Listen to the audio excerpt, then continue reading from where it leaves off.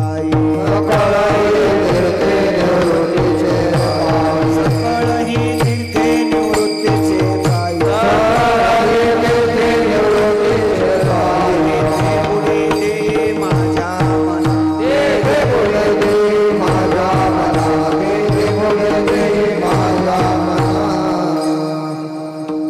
सोडिला संसार माया तयावरी फार धावे चाले मागे मागे सुख दुःख साहे अंगे अनंत कृपा विभूषित विश्ववंद्य विश्वसंत संत श्रेष्ठ जगद्गुरु श्री तुकोबाराय स्वरबंद करा यांच्या अभंग गाथेतील 4 चरणाचा अभंग सेवेकरिता घेतलेला आहे। या अभंगाच्या द्वारा संत श्रेष्ठ जगद्गुरु श्री तुकोबाराय भगवान परमात्म्याच्या अंतःकरणामध्ये भक्ताविषयी असलेलं प्रेम प्रगट करतात। विठ्ठल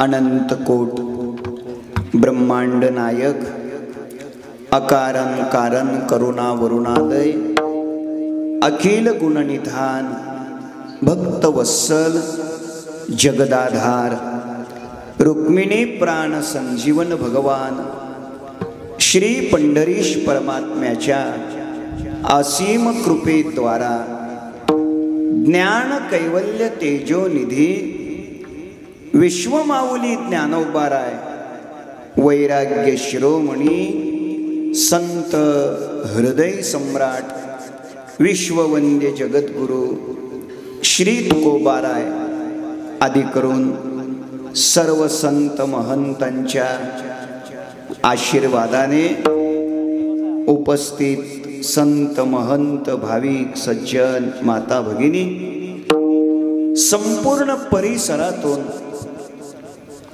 हजर असलेले वारकरी संप्रदायातील वारकरी शिक्षण संस्थेतील ज्येष्ठ श्रेष्ठ अध्वर्यू कीर्तनकार प्रवचनकार टाळकरी वृंद गायनाचार्य मृदंगाचार्य आणि आपण देवरूप श्रोतृवर्ग या सर्वांच्या पवित्र उपस्थितीमध्ये वारकरी संप्रदायातील थोर संत सद्गुरु संत श्रेष्ठ श्री निवृत्तीनाथ महाराज यांच्या कृपेने स्वानंद सुखनिवासी गुरुनाम गुरु सद्गुरु जोग महाराज यांच्या अनुकंपेने परमपूज्य परमश्रद्धेय स्वानंद सुखनिवासी कृष्णानंद स्वामी महाराज यांच्या व हरिभक्तीपरायण वैकुंठवासी आदरणीय पाटील बुवा महाराज यांच्या कृपेने परमपूज्य परमश्रद्धेय वैराग्यमूर्ती हरिभक्तीपरायण आदरणीय तुकाराम महाराज जेऊरकर बाबा हरिभक्तीपरायण आदरणीय नारायण महाराज पंढरपूरकर हरिभक्तीपरायण आदरणीय संजय महाराज जळगावकर यांच्या मार्गदर्शनाने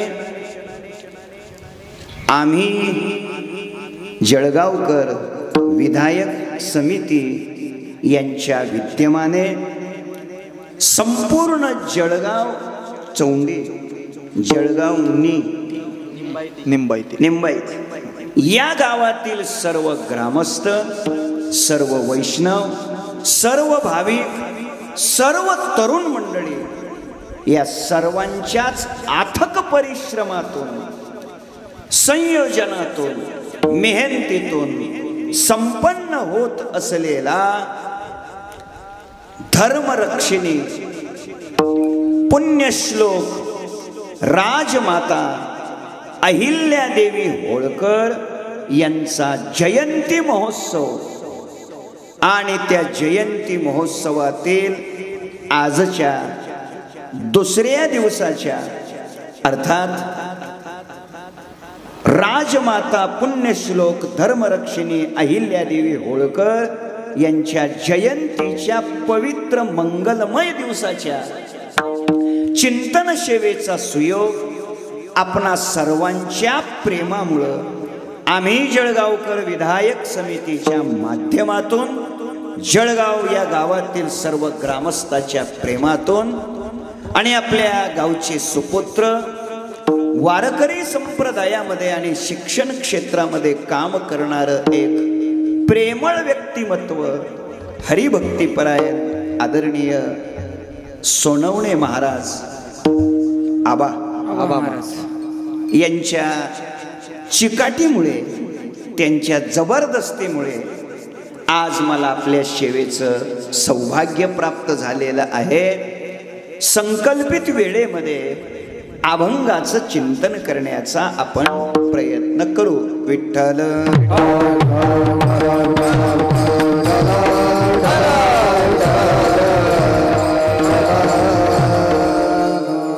विश्वगुरु सद्गुरु श्री निवृत्तीनाथ भजनी मंडळीच्या माध्यमातून एवढे एक राहिलो होते सगळं पाठ करावं। हा उत्सव इथे संपन्न होतोय। संत श्रेष्ठ विश्वगुरु संत निवृत्तीनाथ महाराज यांच्या 751व्या जयंती महोत्सवाच्या वर्षात जगद्गुरु संत श्रेष्ठ श्री तुकाराम महाराज यांच्या त्रिशतकोत्तर अमृत महोत्सवी सदेह वैकुंठ गमन सोहळ्याच्या अर्थात 375व्या सदेह वैकुंठ गमन सोहळ्याच्या वर्षाचं औचित्य साधून सुदैवाने गाथा पारायणही या ठिकाणी संपन्न होत आहे। उद्या त्याचाही शेवट आहे आणि अशा पवित्र पर्व काळामध्ये धर्म रक्षण कसा करायचा, धर्म कसा सांभाळायचा, ऐका, धर्म सांगणं धर्म सांभाळणं, ज्यांनी धर्माची व्याख्या सांगितली, ज्यांनी स्वतः धर्माचं आचरण केलं, असे जगद्गुरु संत श्रेष्ठ श्री तुकाराम महाराज यांचा सदेह वैकुंठ गमन सोहळ्याचं 375वं वर्ष एक, तर दुसरीकडे धर्माचं आचरण स्वतः करून समाजानंही धर्माचं आचरण केलंच पाहिजे या दृष्टिकोनातून त्यांना तंबी देऊन आणि त्यांना शिक्षा देऊन धर्माचं आचरण करायला लावणाऱ्या धर्मरक्षिणी अहिल्यादेवी होळकर यांचाही जयंती महोत्सव। गोष्टी दोन आहेत महाराज, एक धर्म कळणं वेगळं, धर्माची व्याख्या सांगणं वेगळं, धर्माचं आचरण करणं वेगळं आणि धर्म आचरण करायला इतरांना लावणं वेगळं।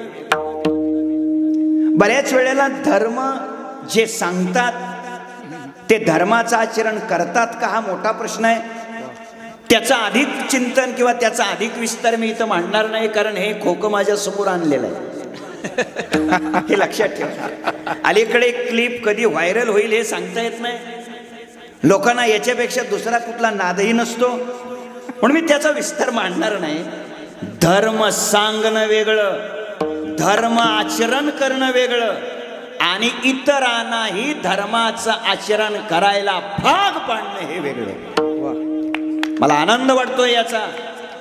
वेदानं धर्म शिकवला, ऐका, शास्त्राने धर्म सांगितला, संतांनी धर्माचं आचरण केलं, ऐका, आणि राष्ट्रपुरुषांनी युगपुरुषांनी अगदी छत्रपती संभाजी महाराज, छत्रपती शिवाजी महाराज आणि पुण्यश्लोक धर्मरक्षिणी राजमाता अहिल्यादेवी यांनी स्वतः तर धर्माचं आचरण केलंच केलं, पण त्याबरोबर इतरांना हे धर्माचं आचरण करायला भाग पाडलं. अशा एका महान पुण्य श्लोक ज्यांचं नामचिंतन केल्यानंतर आपल्या जीवनात ऊर्जा निर्माण होते, शक्ती निर्माण होते, सामर्थ्य निर्माण होतं आणि एक सत्कार्याची प्रेरणा ज्यांच्या जीवनातून आपल्याला मिळते, त्या थोर संत, महान संत, पुण्यश्लोक अहिल्यादेवी यांची आज जयंती आहे. त्या निमित्ताने या आम्ही जळगावकर विधायक समितीच्या द्वारा इथे हा दर्जेदार 3 दिवसीय कीर्तन महोत्सव संपन्न होतोय आणि त्यामध्ये आजची ही 2 नंबरची कीर्तन सेवा माझ्याकडे आलेली आहे. 2 नंबरची आहे. 2 नंबरची म्हणायचं का नंबर 2ची म्हणायचं हे आपण 9 वाजता निश्चित करा. दुसरा दिवस आहे एवढी गोष्ट खरी आहे. पुन्हा एकदा मी या समितीचं, या जळगावकराचं मनापासून अभिनंदन करेल, मनापासून धन्यवाद देतो. का? त्याचं एक स्वच्छ उत्तर देतो.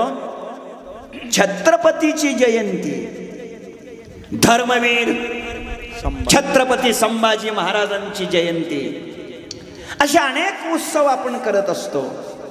त्याबरोबर मातोश्री धर्मपरायण,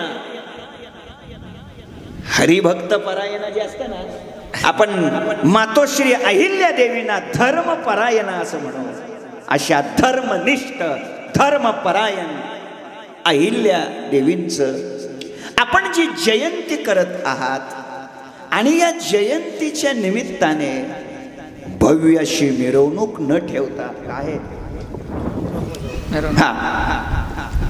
मिरवणूक एवढ्यामध्येच हा कार्यक्रम सीमित न ठेवता एक ज्ञानदान, अन्नदान, नामदान या माध्यमातून आपण हा उत्सव करायचं ठरवलं. म्हणून मी आपल्याला एवढंच म्हणेल, तुम्ही मातोश्री धर्मरक्षिणी, धर्मनिष्ठ परायणा, पुण्यश्लोक राजमाता अहिल्या देवींना सगळ्यांनी तुम्ही डोक्यावर घेत, त्यात काही वादच नाही. पण मला अजून एक कौतुक सांगायचंय तुमचं, की तुम्ही केवळ डोक्यावर घेतलं नाही तर तुम्ही डोक्यात सुद्धा घेतलंय. लक्षात ठेवा. हाच मला मुद्दा इथे महत्वाचा प्रकट करायचा आहे. मला या वाक्यातून संदेश बी देऊन जायचा आहे. असे कार्यक्रम करत असताना अशा युगपुरुषांना, अशा राष्ट्रपुरुषांना, अशा महापुरुषांना, अशा क्रांती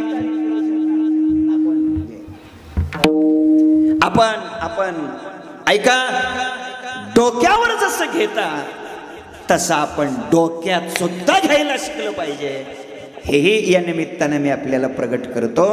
आणि म्हणून बापू आले काय, आणि म्हणून मी आपलं मनापासून अभिनंदन करतो.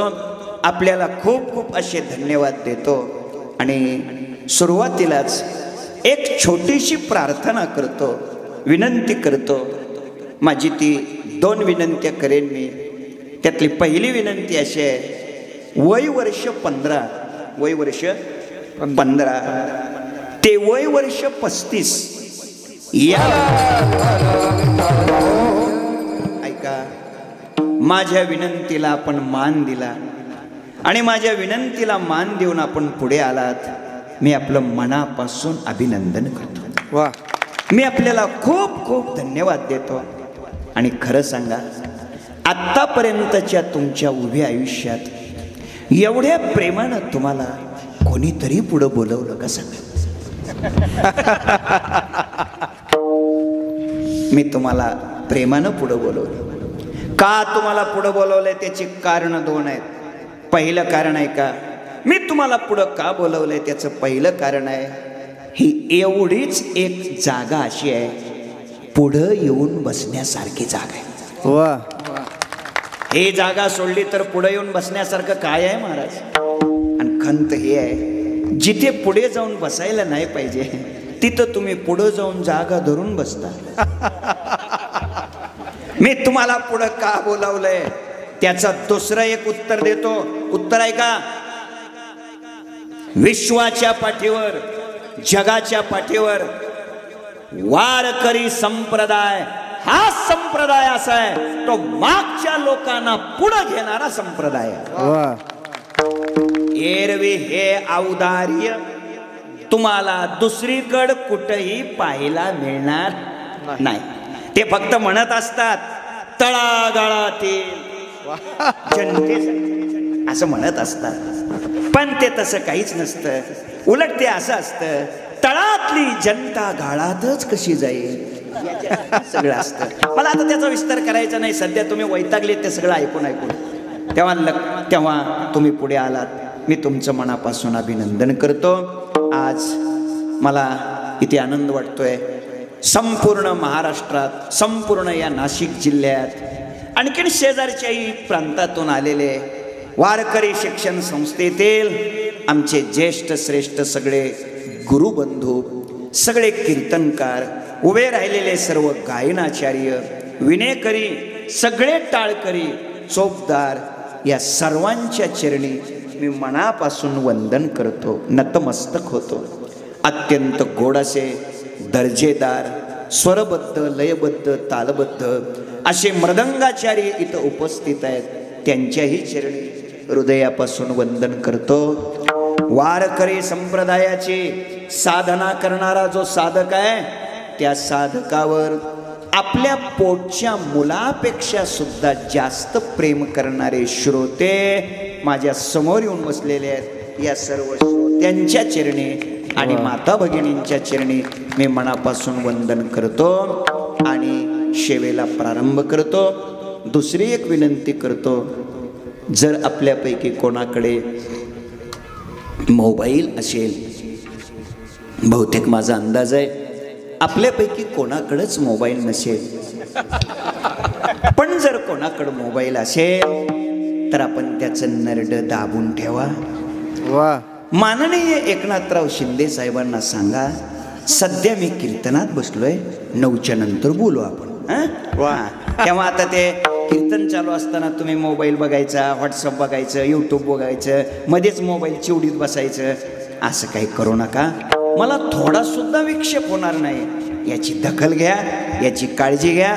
तुम्ही इमानदारीनं विठ्ठल विठ्ठल म्हणा, तुम्ही इमानदारीनं टाळी वाजवा.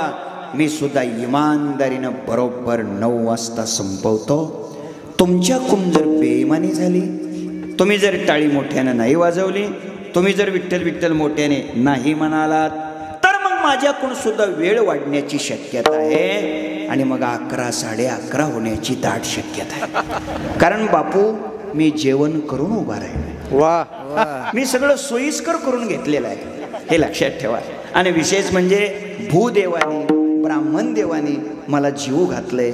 विशेष सांगायचं ठरलं तर दक्षिणा त्यांनी मला दिली आणि पोटभर जेवलेलो आहे. त्यामुळं मला काय अडचण नाही. हे 7 ते 9 करून 9 ते 11 दुसरं करायचं नाही. त्यामुळं तुम्ही जितक्या वेळ बसाल तितक्या वेळ आपण चिंतन करण्याचा प्रयत्न करूया. अहिल्या देवींच्या या जयंतीच्या निमित्ताने तुकोबारायांच्या 375व्या वैकुंठगमन सोहळ्याच्या वर्षाच्या निमित्ताने आपण इथे सगळेजण आलेला आहात. धर्म स्वीकारायचा, धर्म आचरण करायचा आणि इतरालाही धर्माचं आचरण करायला भाग पाडायचं. धर्म कधी जगेल, धर्म कधी टिकेल, धर्मो रक्षती रक्षितः. ऐका, धर्माचं आपण रक्षण केलं तरच धर्म आपला काय करेल, रक्षण करेल.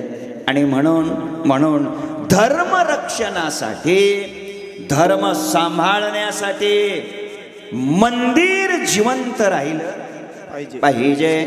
आणि त्याच करता धर्मनिष्ठ परायणा, धर्मरक्षिणी पुण्यश्लोक राजमाता अहिल्या देवी याने भारतातल्या हजारो मंदिराचा त्या काळामध्ये काय केला, जीर्णोद्धार केला. आज जी हेमाडपंथी देखणी दैदिप्यमान मंदिर दिसतात, जे 12 ज्योतिर्लिंग दिसतात, काशी विश्वनाथाचं मंदिर, अशा शेकडो हजारो मंदिराला ज्यांनी जिवंत ठेवलं, ज्यांनी त्याचा जीर्णोद्धार केला आणि साधना करण्याकरिता, नतमस्तक होण्याकरिता, श्रद्धा समर्पित करण्याकरिता एक आपल्याला चांगलं स्थान ज्यांच्यामुळे शिल्लक राहिलं, त्यांचं नाव आहे पुण्यश्लोक राजमाता अहिल्यादेवी. आज त्यांच्या जयंतीच्या निमित्ताने आपण हे करत आहोत. आणि म्हणून असं चांगलं काम ज्यांनी केलेलं असतं, असं स्वच्छ काम ज्यांनी केलेलं असतं, असं धर्माचं काम ज्यांनी केलेलं असतं, ऐका, त्या भक्तावर, त्या वैष्णवावर परमात्मा काय करतो? प्रेम करतो. भगवान प्रेम करतो. धर्माचं रक्षण करण्याकरिता, मंदिराचा जीर्णोद्धार करण्याकरिता ज्यांनी स्वतःची इच्छा, स्वतःची आकांक्षा, स्वतःच्या भोगावर, स्वतःच्या आशेवर, स्वतःच्या भोगावर ज्यांनी नांगर फिरवला, स्वतःच्या संसाराची ज्यांनी राख रांगोळी केली आणि सगळ्या भारताचा संसार ज्यांनी उभा केला, त्यांचं नाव आहे मातोश्री राजमाता अहिल्यादेवी. आणि म्हणून या पद्धतीने ज्यांनी संसाराची आसक्ती फेकून दिली आणि धर्माचं कार्य ज्यांनी केलं, अशाच भक्तावर, अशा देशभक्तावर, अशा समाजसेवकावर परमात्मा प्रेम करतो. या आशयाचं चिंतन मांडणारा अभंग मी आपल्या समोर घेतलेला आहे. आता अभंग व्यवस्थित ऐकण्याचा प्रयत्न करा. या अभंगातून तुकोबाराय देवाच्या अंतकरणातील भक्ताविषयी असलेलं प्रेम प्रगट करतात.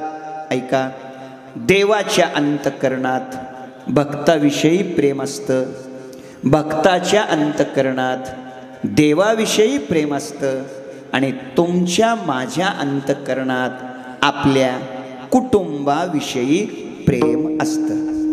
देव भक्तवत्सल आहे, संत दिनवत्सल आहेत, आणि तुम्ही आम्ही कुटुंबवत्सल आहोत. ऐका, भक्ताच्याही अंतकरणात काय आहे?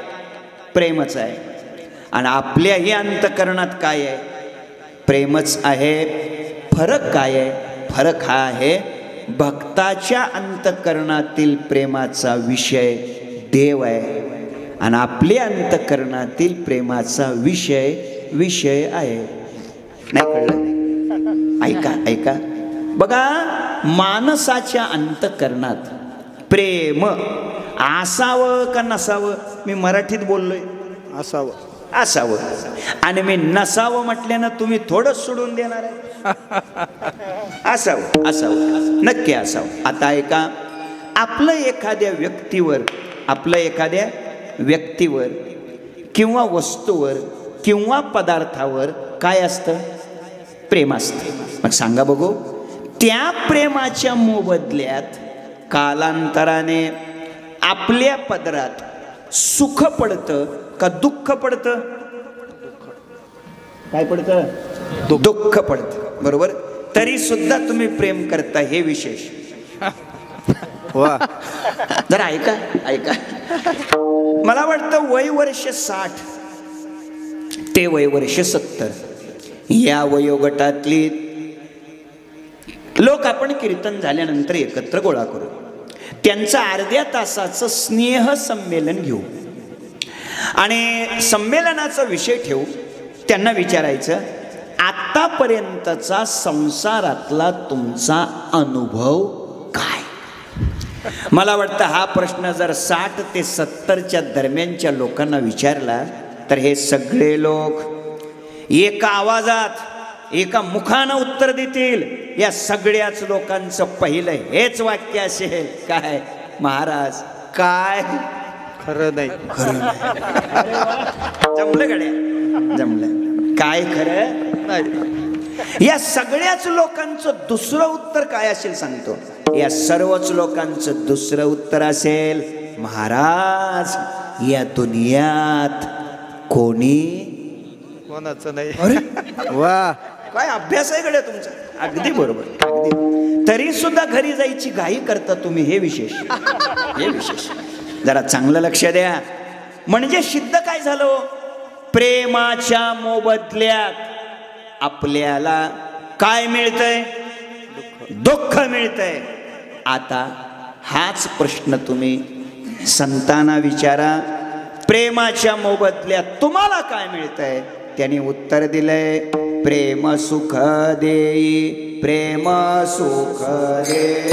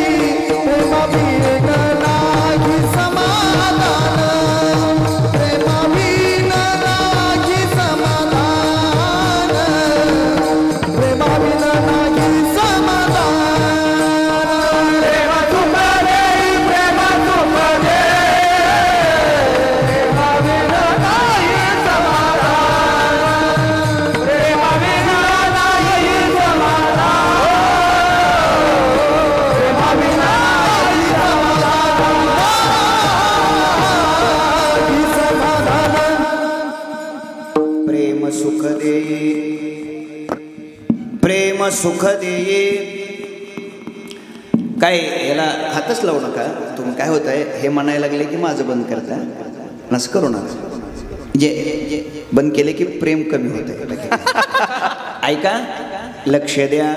प्रेम सुख देई, प्रेम सुख देई. थोडं कीर्तन नीट ऐका. प्रेमाच्या मोबदल्यात साधूला संतांना काय मिळतंय, सुख मिळते प्रेमाच्या मोबदल्यात, बरोबर. आणि आपल्याला काय मिळतंय, दुःख मिळतंय. मग नक्की प्रेम सुख देत का नक्की प्रेम दुःख देत. तर त्याचं उत्तर आहे का, सुख अथवा दुःख हे प्रेमावर अवलंबून नाहीच. मग हे कशावर अवलंबून आहे, प्रेमाचा विषय काय आहे त्याच्यावर अवलंबून. हे लक्ष, प्रेमाचा विषय काय आहे याच्यावर अवलंबून आहे. चांगलं आहे का, लक्ष द्या. साधूच्या बर का संताच्या जीवनात काम, क्रोध, लोभ, अहंकार, भ्रम हे विकार असतात का, नाही. हे विकार नसतात, होय असतात. काय कोणीतरी नसतात म्हणते, कोणीतरी असतात म्हणते. म्हणजे कोणी ठाकरे गटात, शिंदे गटात वाजवायचं बघत काय. लक्ष द्या. तर तुमचं उत्तर बरोबर आहे, हे नसतात म्हणले ते बरोबर आहे. पण मला धाडसानं पुढे बोलायचंय. काम, क्रोध, लोभ, अहंकार, भ्रम हे विकार साधूच्या जीवनात सुद्धा असतात. आता तर घोटाळा कस काय. मी प्रमाणानं बोलणारा बो आहे. मी ओव्या देतो आता. ज्ञानोबाराय सांगतात, ते माझे निकामे सकाम, ते माझे नि प्रेमे सप्रेम, ते माझिया भुले सभ्रम नेनती लोक, ते अहंकारू वाहत अंगी, आम्ही हरीचे भूषावया लागी, ते लोभिये एकची जगी माझे नि लोभे, काम क्रोध लोभ स्वार्थ अवगा माझा पंढरीनाथ. थोडक्यात काय, साधूच्या जीवनातल्या कामाचा, क्रोधाचा, लोभाचा, अहंकाराचा विषय नसतो. या सगळ्या विकाराचा विषय त्यांचा देव झालेला असतो. हे त्याचं उत्तर आहे. त्याचा अर्थ असा आहे, विकार दुःख देत नाहीत, प्रेम दुःख देत नाही. प्रेमाचा विषय काय आहे, प्रेमाचं आलंबन काय आहे याच्यावर अवलंबून आहे. ऐका, सोपं करतो. साधू असतो, साधू साधूला घर असतं का नसतं? लवकर बोला. काय कमाल आहे. साधूला घर नसतं. साधूला घर नाही, असतं. असतं. आणि संसारिक माणसाला आता होय म्हणा की असतं. ठीक. मग दोघात फरक काय? फरक सांगतो. साधूच्या घराची संकल्पना आणि आपली घराची संकल्पना याच्यात जमीन आसमानाचा अंतर आहे. विचारा साधूला घराची संकल्पना, हे विश्वची माझे घर, निरंजनी आम्ही बांधिले घर, वैकुंठ भुवने घर केले ज्ञानदेवा घर चिदानंद. ही साधूची घराची संकल्पना आहे. आणि आपल्याला विचारलं आपलं घर तर आपली काय संकल्पना आहे? आपण म्हणतो घर महाराष्ट्रात.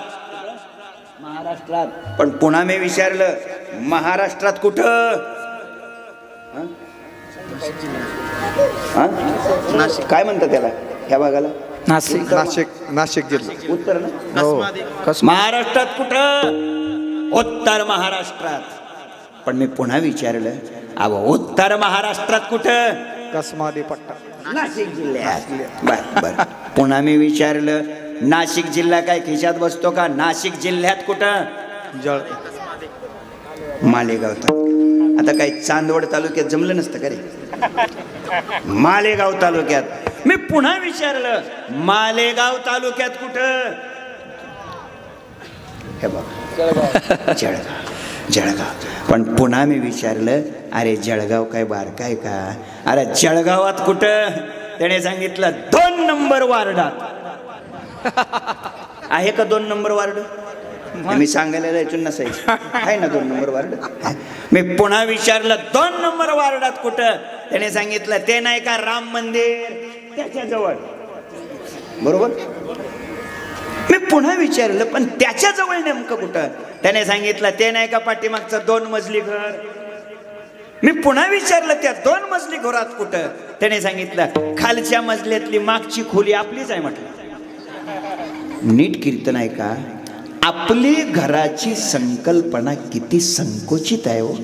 आपण स्वतःला राष्ट्रानं संकोचित केलं, नंतर विभागानं संकोचित केलं, नंतर जिल्ह्यानं संकोचित केलं, नंतर तालुक्यानं संकोचित केलं, नंतर गावानं संकोचित केलं, नंतर वार्डानं संकोचित केलं, नंतर मंदिराच्या जवळ, नंतर 2 मजली, नंतर 2 मजल्यात खालच्या मजल्यात, नंतर मागची खोली. किती संकल्पना संकोचित आहे दादा. नीट कीर्तन ऐका. ज्यांच्या जीवनातली संकल्पना संकोचित असते ते संसारी माणसं असतात, आणि ज्यांची संकल्पना व्यापक असते ते महात्मे असतात. मातोश्री राजमाता धर्मरक्षिणी पुण्यश्लोक अहिल्या देवी यांची घराची संकल्पना ही कशी आहे? व्यापक आहे. व्यापक. हे लक्षात ठेवा. अजून आपल्या पुढे नमूद करतो, साधूला कुटुंब असतं का नसतं? असतं. संसारिक माणसाला कुटुंब असतं का नसतं? असतं. मग फरक काय दोघात?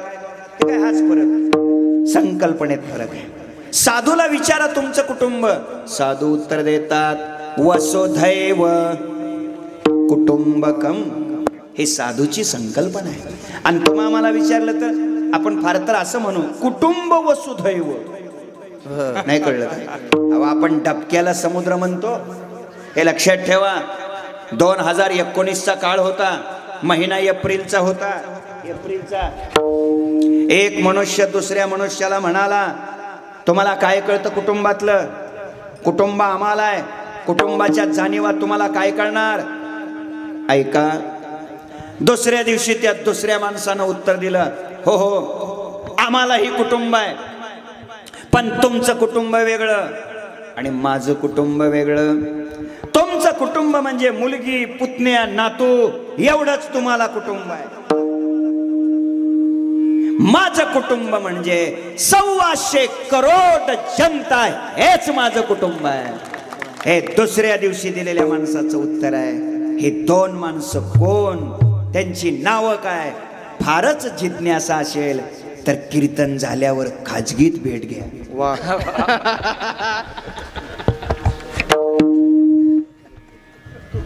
चला आता मागच्या लोकांना काय कळलं कोणाच ठाऊक. चला, मुद्दा माझा इतकाच आहे का, कुटुंब दोघाला आहे की नाही, पण किती फरक आहे हो. चला, मी का आपल्या पुढे सगळं नमूद करायला लागलोय तर दुःख कुटुंब देत नाही, दुःख घर देत नाही. नीट ऐका दादानो, सुख अथवा दुःख हे घरावर कुटुंबावर अवलंबून नसतं, त्याची संकल्पना काय आहे याच्यावर अवलंबून असतं. आणि म्हणून ऐका, या धर्म मंडपाच्या प्रांगणात का आपण आलोय, इथं का आलोय? कुटुंब बदलण्यासाठी इथं यायचं नाही, घर बदलण्यासाठी इथं यायचं नाही. या कीर्तनाच्या भव्य प्रांगणात का यायचंय? उत्तर देतो, संकल्पना बदलण्यासाठी. कशासाठी यायचंय? संकल्पना बदलण्यासाठी, विचारसरणी बदलण्यासाठी, वागण्याची पद्धत बदलण्यासाठी. आमचे वैकुंठवासी प्रातस्मरणीय गुरुवर्य घुले बाबा, विठ्ठल महाराज घुले बाबा, तुम्हाला लोकांना कोणाला माहित असतील, ते असं म्हणायचे. पाहिले का तुम्ही? विठ्ठल महाराज घुले बाबा 2010 साली गेले बघा. ते म्हणायचे, काय म्हणायचे? ते असं म्हणायचे, परमार्थात आल्यावर, नीट वाक्य आहे का, परमार्थात आल्यावर स्थिती बदलली पाहिजे, परिस्थिती नव्हे. हे लक्षात ठेवा. काय बदलली पाहिजे? स्थिती बदलली पाहिजे, परिस्थिती नव्हे. लोक आम्हाला भेटतात, महाराज चांगलं चाललंय बघा, गळ्यात माळ घातल्यापासून, वारी सुरू झाल्यापासून पेट चाललंय, 2 मजली घर झालंय, पोराला नोकरी लागली, हे असलं चांगलं असतं होय? परमार्थात आल्यावर ह्याला चांगलं म्हणायचं का? ऐका, स्थिती बदलली पाहिजे, वागण्याची पद्धत बदलली पाहिजे, संकल्पना बदलली पाहिजे. त्याकरता इथं यायचंय, त्याकरता या मंडपात यायचंय. हे बघा, अजून सोपं करतो. तुम्हाला दुःख व्हावं वाटतंय का? काय कमाल आहे तुमची. दुःख म्हणतो, दुःख हो, अहो दुःख व्हावं असं वाटतंय का? नाही. अवघ्या वारकरी संप्रदायाची गुरुजी, अवघ्या वारकरी संप्रदायाची गुरु शांती ब्रह्म गुरुदेव कुरेकर बाबा, त्यांच्या मुखातलं वाक्य सांगतो बरं का. लय गोड वाक्य आहे साहेब, वाक्य सांगतो. ते असं म्हणतात, बाबा, साधूच्याही अंतःकरणात मम असतो आणि संसारिक माणसाच्याही अंतःकरणात मम असतो. फरक काय? फरक हाय, साधूचा मम व्यापक असतो आणि संसारिकाचा मम परिच्छिन्न असतो. आता कळलं नाही तुम्हाला? चला सोपं करतो. तर तुम्हाला दुःख व्हावं असं वाटतंय का? नाही. आज दुःख नको का उद्या नको? कधीच नको. ठीक आहे, ठीक. तर मग ऐका, कधीच दुःख होऊ नये ही जर अपेक्षा असेल तर इथे आलेल्या सर्वांना मी एक आज मंत्र सांगतो. तेवढा मंत्र तुम्ही तुमच्या जीवनात पाळा, तुम्हाला स्वप्नातही दुःख होणार नाही. मग तुम्ही कुणीही असा, शेतकरी असा, अधिकारी असा, कर्मचारी असा, वारकरी असा, पुढारी असा, गायक असा, वादक असा, कथाकार असा, कलाकार असा, कीर्तनकार असा, लहान असा, थोर असा, स्त्री असा, पुरुष असा, कुणी असा, फक्त मी सांगतो तेवढा मंत्र पाळा जीवनात. बस, बाकी काहीच नाही केलं तरी चालेल. तेवढा मंत्र पाळा. तुमच्या जीवनात स्वप्नात सुद्धा दुःख होणार नाही. खरं सांगा, इतकं चांगलं कीर्तन तुम्हाला आतापर्यंत कोणीतरी सांगितलं? काय योजना आहे आपली? स्कीम काय आपली? फक्त मी सांगतो तेवढा मंत्र पाळायचा. स्वप्नात सुद्धा दुःख होणार नाही. मग कदाचित तुम्ही कीर्तन नाही ऐकलं तरी चालेल, वारी नाही केली तरी चालेल, एकादशी नाही केली तरी चालेल. याचा अर्थ एवढीच क्लिप वाजवू नका, कदाचित म्हणतोय. लक्षात ठेवा, फक्त तुम्ही एक मी सांगतो तेवढा मंत्र पाळा, स्वप्नात सुद्धा दुःख होणार नाही तुम्हाला. सांगू का? अहो मंत्र सांगू का? ठीक आहे, पेन असेल कागद असेल तर लिहून घ्या. मंत्र सांगायला लागलोय, लिहून घ्या. या जगामध्ये वागत असताना असं वागा. आता मंत्र सुरू झाला बरं का, मंत्राची अक्षरं सुरू झाली. असं वागा, या जगात आपलं कोणीच नाही असं समजून वागा. मंत्र संपला. या जगात आपलं कोणीच नाही असं समजून वागा. जर दुःख झालं तुम्हाला, कीर्तन करायचं त्या दिवसापासून सोडून देतो. जमल मंत्र? मंत्र जमल का? जमल. या जगात आपलं कोणीच नाही असं समजून वागायचं. जमल? मग कीर्तन झाल्यावर कुठं जाणार आहोत?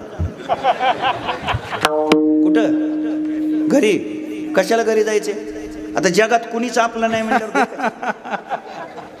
जमल मंत्र तुम्हाला? जमल? नाही जमणार, नाही जमणार. आणि तुम्हाला जमल असं सांगायला मला तरी काही वेळ लागला. लोक खूप आशेला लागले होते. लोक म्हणत होते मनातल्या मनात, हे रोजच कीर्तन आहे का? काकड्याला उठा, हरिपाठ करा, काय बेजारी आहे. हे सगळं कशासाठी करतोय आपण? दुःख होऊ नये म्हणून. आणि महाराजाच्या एका मंत्रातच दुःख काय? पण मंत्र काय आहे जरा? हा, पण हे मंत्र पाळायला तुम्हाला जमतंय का? जरा अवघड आहे ना? ठीक आहे, ठीक आहे, तुमच्यासाठी मी सोपं करतो. अजून याला एक पर्याय सांगतो. याला एक पर्याय सांगतो. काय म्हणतात त्याला? ऑप्शन. त्याला ऑप्शन म्हणतात. इंग्लिश मध्ये. मग आता माझं अगोदर काही चुकलं होतं का बरं? पर्याय बरोबर होते. ठीक आहे, तर ऐका. तर मग मी आता याला पर्याय सांगतो. या जगात आपलं कोणीच नाही असं समजून वागा. तुम्हाला मंत्र अवघड वाटला ना? चला आता मंत्र बदलतो, दुसरा सांगतो. हे सगळं जग आपलंच आहे असं समजून वागा. मंत्र संपला. वा. आता हे जमल का? हे जमल? हे जमल? हे जमल? ठीक आहे. तर आता काय करा, तुम्ही तुमच्या नावावरची एकच एकर जमीन माझ्या नावावर. नाही, आता हे सगळं जग कुणाचं? आपलंच. मग मी लोकांचं आहे का? मग एक एकर काय हरकत आहे माझ्या नावानं करायला?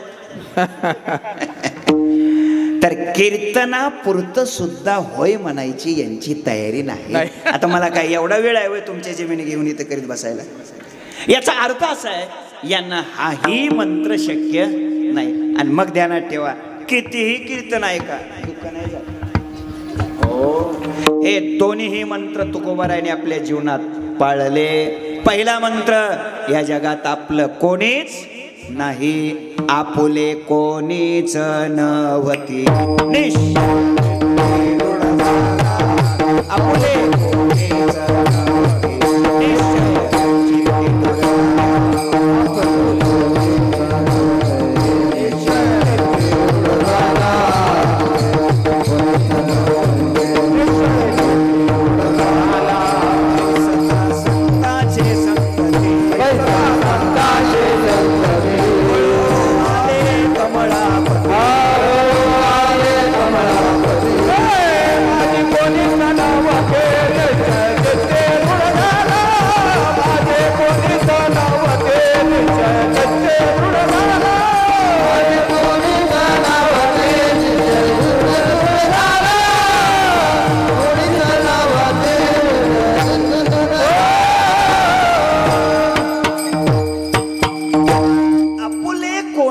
नव्हते. हा एक मंत्र. आणि दुसरा, सगळं जग आपलंच आहे त्याचं प्रमाण सांगतो. जगदाकारी झाली, सत्ता वारोणी गेली, पराधीनता अवघे आपुलेची आता, लाजाणी चिंता दुरावले. ऐका, आजच्या चिंतनात देवाच्या अंतःकरणात कोणाविषयी प्रेम आहे याचं चिंतन करायचंय. तर देवाच्या अंतःकरणात भक्ताबद्दल प्रेम आहे. किती प्रेम आहे? पहिल्याच अध्यायात ज्ञानोबाराय बोलतात, देखा नवलतया प्रभूचे अद्भुत प्रेम भक्ताचे, जे सारथ्यपण पार्थाचे करीत असे. अर्जुनाची घोडी धुतली, अनंते संकटे बहुते निवारली. केवढं प्रेम आहे. ऐका ऐका, अर्जुनाच्या रथाचं सारथ्य पण देवानं करावं. का बरं? प्रेम आहे म्हणून. सांगेन, घोड्याचा खरारा देवाने करायचा, घोड्याच्या जखमा देवाने पुसायच्या, रथ देवाने सजवायचा, रथाला घोडे देवाने झुंपवायचे. अर्जुनाच्या शिबिकेच्या समोर आणून रथ देवाने उभा करायचा. देवाने दोन्ही हात जोडून अर्जुनाच्या समोर उभं राहायचं आणि म्हणायचं, स्वामी चला रथ तयार आहे. आणि मग अर्जुनरावाने उठायचं. अहो, देव ज्यांना स्वामी म्हणतो त्यांना मी अर्जुन कसं काय म्हणू? मग अर्जुनरावाने उठायचं, रथाच्या जवळ यायचं, जोड्यासहित आपला एक पाय देवाच्या मांडीवर ठेवायचा आणि मग दुसरा पाय रथात टाकायचा. तरीही भगवान अर्जुनाला काहीही म्हणत नसायचे. त्याचं कारण आहे, अर्जुनाबद्दल भगवंताच्या अंतःकरणात प्रेम आहे. केवढं प्रेम आहे बघा, जरा लक्ष द्या. ऐका, भगवान सांगतात, एरवी मी विदेही आहे, पण माझ्या भक्ताला आलिंगन देण्याकरता मी देह घेऊन आलो. तया संगाचे सुरवाडे, मज विदेहा देह धरणे घडे, किंबहुना आवडे निरूपम. भगवान म्हणतात, एरवी मी अचक्षु आहे, मला डोळे नाहीत, पण भक्ताला पाहावं हे मला डोहळ लागलं आणि म्हणून मी डोळे घेऊन आलो. तो पाहावा हे डोहळे म्हणून अचक्षुषी मज डोळे, हातीचे नेलेला कमळे पुजू तया ते. भगवान सांगतात, एरवी मला भुजा दोनच आहेत, पण भक्ताला आलिंगन देण्याकरता दोवरी दोने भुजालो घेऊने, आलिंगावया लागुने तयाचे अंग. ऐका, या जगदीश्वराचे प्रेम येत दिसतसे निरूपम, कैसे पार्थेयने सर्वोत्तम पुण्य केले. चांगलं लक्ष द्या, भगवंताचं अर्जुनावर किती प्रेम आहे सांगतो. जी गोष्ट देवानं स्वतःच्या आईला सांगितली नाही, वडिलाला सांगितली नाही आणि भावाला सांगितली नाही, ती गुह्य गोष्ट देवाने अर्जुनाला सांगितले. जेन संगेची पितया वसुदेवाशी, जेन संगेची माता देवकीशी, जेन संगेची बंधू बळीभद्राशी, ते गुह्य अर्जुनेशी बोलत. लक्ष द्या, आईला वडिलाला भावाला न सांगण्यासारखी गुह्य गोष्ट देवाने अर्जुनाला सांगितली. का बरं? प्रेम आहे म्हणून. प्रेम आहे म्हणून. नीट कीर्तन आहे का? अशी कोणती गोष्ट असेल बरं की जी आईला वडिलाला आणि भावाला न सांगण्यासारखी गुह्य गोष्ट देवाने कोणाला सांगितली? अशी कोणती गुह्य गोष्ट असेल तर ऐका, ती गुह्य गोष्ट कोणती असेल ती गोष्ट मी तुम्हाला सांगणार नाही. का बरं सांगणार नाही? अहो, ती गोष्ट गुह्य आहे. मग गुह्य गोष्ट एवढ्या जाहीर लाऊडस्पीकरवर कशी काय सांगायची? मी एका गावी असंच म्हटलो, एक पोरगा असं बसलेलं, ते म्हणलं, महाराज माईक बंद करून सांगा. ऐका ऐका, लक्ष द्या, ती गोष्ट गुह्य आहे, सांगण्यासारखी नाही. लोक म्हणतील, मग आमची तारीख कशाला घेतली? काय असतं, तारीख घेतल्यावर फार अवघड असतं. तारीख घेतली की लोकाला वाटतं बुवाचा 7-12च लिहून घेतलाय. फार कठीण असतं महाराज, लक्षात ठेवा. पण खरंच सांगतो, ती गोष्ट तुम्ही ऐकू नये आणि मी सुद्धा तुम्हाला ती गोष्ट सांगू नये. मला वाटतं आता तर हे लोक म्हणत असतील, महाराज काही बी झालं तरी चालेल पण सांगा. तर मग ऐका, खरंच सांगतो, ती गोष्ट सांगण्यासारखी नाही. मला वाटतंय आता या आम्ही जळगावकर विधायकवाले म्हणत असतील आज कुठं असतं काय महाराज, जे होईल ते होईल सांगा. मग तुम्ही जबाबदारी घेताय का? व्यवस्थित वाट लावचाल का मला? ठीक आहे, तर मग ऐका ऐका, खरंच सांगतो ती गोष्ट सांगण्यासारखी नाही, पण आता तुम्ही जबाबदारीच घेतली म्हणून सांगतो. ऐका, कोणती गुह्य गोष्ट देवाने अर्जुनाला सांगितली तर ऐका. स्वतःची सख्खी बहीण कशी पळवून न्यायची ती गुह्य गोष्ट देवाने अर्जुनाला सांगितली. सांगा, हे सांगायसारखं होतं, पण तुम्हाला दमच निघाना. सांगा सांगा तर मग घ्या ऐकून. आता आम्ही तरी काय, आता ओवी देतो. तोवा संन्याशी होनी जनी, चोरून नेली माझी भगिनी, परे विकल्पुन धरी जे म्हणी, मी तू दोन्ही स्वरूप एक. थोडक्यात भगवान परमात्म्याच्या अंतःकरणात भक्ताबद्दल प्रेम प्रेम प्रेम आहे, प्रेम. तर मग आता मला सांगा, आपण सगळेच जण कीर्तन ऐकायला आलेले लोक, आपण सर्वजण देवाचे कोण आहोत? आपण बोला की भक्त, बरोबर. आणि देवाचं प्रेम कुणावर आहे? भक्तावर. तर मग आपल्यावर देवाचं प्रेम का नाही? आपण कधी पंढरपूरला गेल्यावर मस्तक देवाच्या चरणावर टेकवल्यावर त्यानं कधी आपल्या पाठीवर हात फिरवला का? अजून कांदे किती आहेत विचारलं का? चौकशी केली का? मग आपल्या पाठीवर हात पडतो का पडत नाही? आपल्या पाठीवर हात पडतो की कुणाचा? देवाचा. कुठला?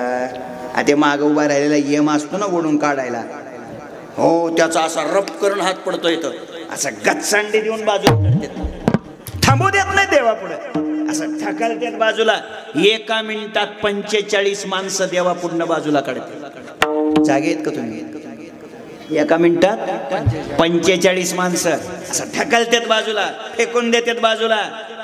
बहुतेक मला वाटतं देवाचीच इच्छा असावी. हे पिढा हाकला, हे भलत यादी घेऊन आलेले घर नाही येताना. ऐका, असं गचांडी देऊन बाजूला काढलं जातं, बरोबर. तरी सुद्धा हा मंदिरातून बाहेर आल्यावर काय म्हणतो माहितीये का? मोकळं दर्शन झालं. आता मोकळं दर्शन झालं का मोकळं केलं? नीट माझ्या मुद्द्याकडे लक्ष द्या. देवाचं प्रेम कोणावर आहे? भक्तावर. भक्तावर. आपण सगळे कोण आहोत? भक्त. तर मग आपल्यावर प्रेम का नाही? तर त्याचं उत्तर शोधायचंय. देव प्रेम करतो हे बरोबर आहे, भक्तावर प्रेम करतो हेही बरोबर आहे. तर मग देव कोणत्या भक्तावर प्रेम करतो हे समजलं पाहिजे. आणि म्हणून जगद्गुरु संत श्रेष्ठ श्री तुकाराम महाराज देव कोणत्या भक्तावर प्रेम करतो त्या भक्ताचं लक्षण अभंगाच्या पहिल्या चरणात सांगतात. धावे चाले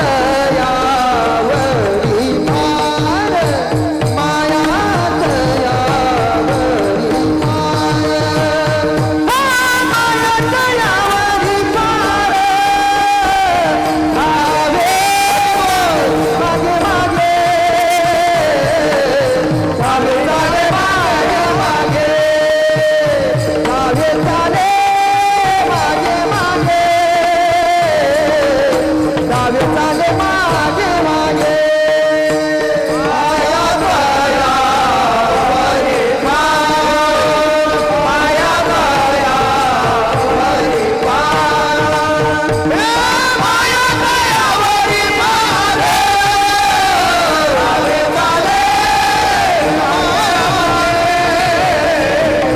धावे चाले मागे मागे धावे मागे धावे चाले मागे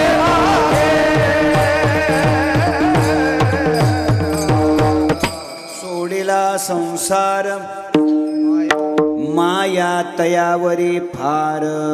अभंगाच्या पहिल्या चरणामध्ये जगद्गुरु संत श्रेष्ठ श्री तुकाराम महाराज देव कोणत्या भक्तावर प्रेम करतो त्याचं लक्षण अभंगाच्या पहिल्या चरणात सांगतात. काय लक्षण सांगितलं? सोडिला संसार माया तयावरी फार. ज्याने संसार सोडला देव त्याच्यावर फार माया म्हणजे प्रेम करतो. कोणावर? ज्याने संसार सोडला त्याच्यावर. म्हणजे आपला तर पत्ता कट झाला. एका झटक्यात तुकोबाऱ्याने आपल्याला बाजूला काढलो.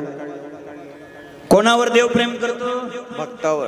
आता भक्तावर नाही म्हणायचं, ज्यानं संसार सोडलाय त्याच्यावर. तुकोबाऱ्याने कायदा सांगितला ना, कलम सांगितलं. कोणावर? नियम काय सांगितला? ज्यानं संसार सोडलाय देव त्याच्यावर काय करतो? प्रेम करतो. तर आता प्रश्न असा आहे, आतापर्यंतच्या कीर्तनात देवानं प्रेम केलंय म्हणून मी तुम्हाला उदाहरण कोणाचं सांगितलंय हो कीर्तन सुरू झाल्यापासून? वा बोला. बरोबर, अर्जुनाच. बरोबर. तर पहिला प्रश्न असा आहे शंका अशी आहे, अर्जुनाने संसार सोडला होता का? बोला की नाही.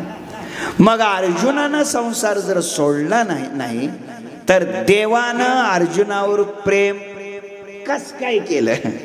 आणि अर्जुनावरच जर देवानं प्रेम केलं संसार न सोडता, तर तोच देव आमच्यावर का प्रेम करत नाही? म्हणजे देव सुद्धा तोंड बघून गुलाबजामुन वाढतो. असंच म्हणावं लागेल ना. तुम्ही जागेत का नाही? नियम काय झाला? घटनेतला नियम काय सांगतो? ज्यानं संसार सोडला देव त्याच्यावर प्रेम करतो. मग अर्जुनानं संसार सोडला होता का? अर्जुनाला किती बायका होत्या? काही सांगा की काय? 4-2 कमी जास्त सांगा, काय बिघडत? एक अर्जुनाला एक बायको होती. 2 होय चोपदार. किती बायका होत्या? 3. काय बस बस बस बस बस. काय काय खायचं तुला? काही लक्ष द्या. तर ऐका, अर्जुनाला नेमकं बायका किती होत्या हे पक्क तुम्हाला कोणालाच सांगता येणार नाही. मी सांगतो, ऐका. अर्जुनाला किती बायका होत्या हे 7 म्हणलं कोण? अर्जुनाला किती बायका होत्या हे मला सुद्धा सांगता येत नाही. पण आता पुढे ऐका, हे मला का सांगता येत नाही त्याचं उत्तर ऐका. अर्जुनाला किती बायका होत्या हे अर्जुनालाच माहित नव्हतं. मला कसं सांगते? आता अर्जुनाला कसं माहित नव्हतं हे मला माहिती आहे. पटवून देतो. अश्वमेध यज्ञ करायचं ठरलं. श्यामकर्ण घोडा सोडला. घोड्याच्या पाठीमागे रक्षण करण्याकरता अर्जुनराव आणि कृष्ण कन्हैया दोघं. तुझ्या स्तंभावरी वानरो मूर्तिमंत शंकरू सारथी शारंगधरो अर्जुनेश. ऐका, घोडा पकडला की त्याला सांगायचं शरण ये, मांडलिक हो. नाही शरण आला तर मग युद्धाला तयार हो. त्याला जिंकायचं आणि पुढे जायचं. असं चाललंय. कोणी घोडा अडवला त्याला सांगायचं शरण ये, मांडलिक हो. नाही तसं शरण आला तर इडी लावायची. असं ऐका. आणि झाली गंमत अशी नेमके एक जणानं घोडा अडवला. तो काही शरण आला नाही. युद्ध सुरू झालं.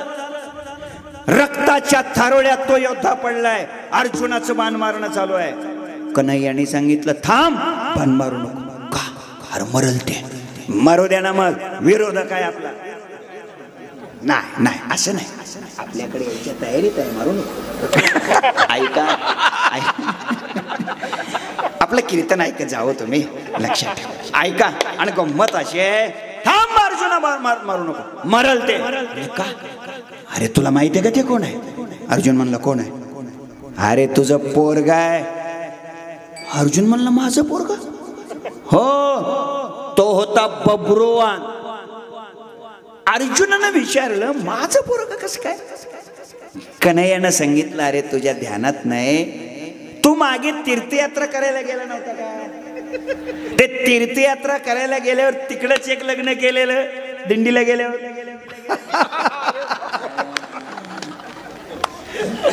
मला इतकंच आपल्या पुढे नमूद करायचंय, जास्त नाही काय बोलायचं.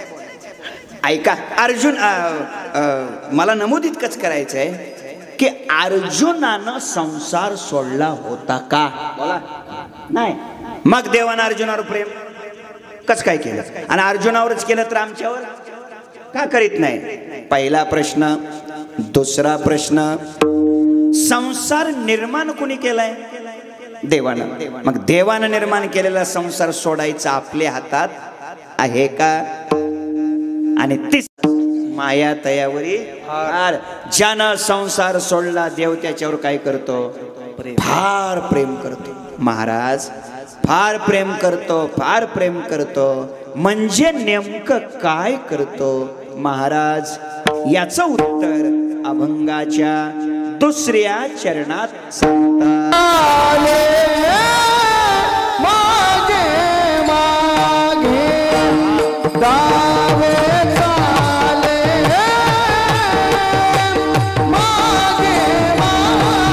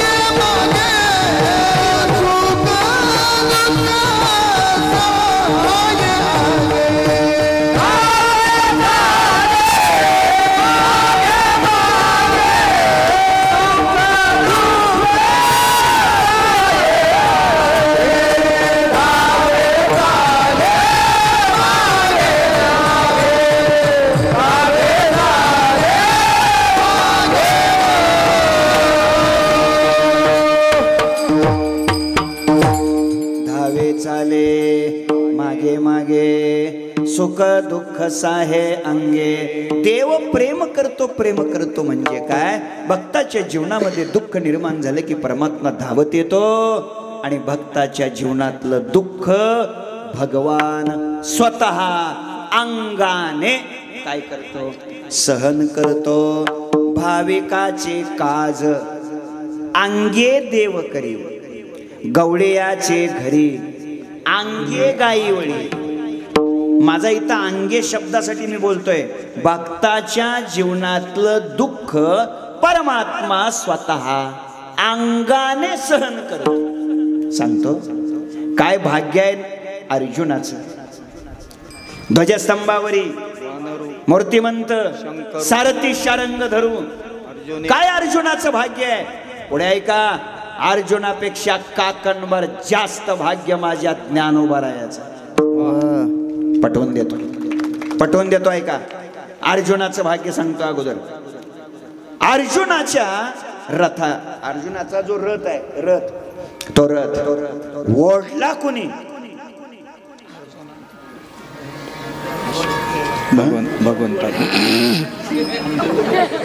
भगवंतात कोणी ओढला? ऐका चौकदार, अहो त्याचं बरोबर आहे की घोड्यानेच ओढला की रथ काय दुसऱ्याने ओढला काय? मी असं नाही प्रश्न विचारला होता. अर्जुनाचा रथ चालवला कोणी? प्रश्न काय विचारलाय? ओढला कोणी? बरं आहे, अर्जुनाचा रथ घोड्यानेच ओढला. पण पुढे उत्तर द्या, माझ्या ज्ञानोबारायाची भिंत कोणी ओढली?